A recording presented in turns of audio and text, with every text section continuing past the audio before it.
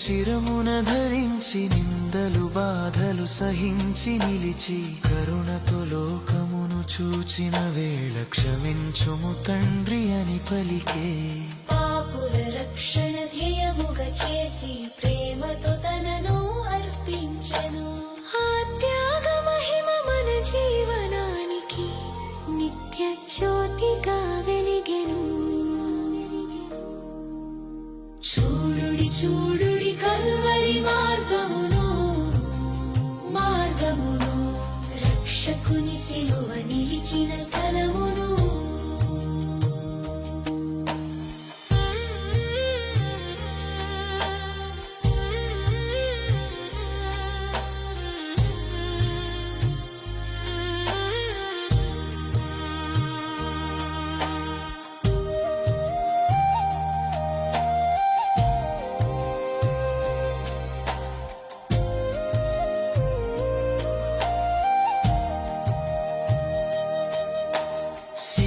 మార్గములో నడిచిన ప్రభువు మనకు చూపెను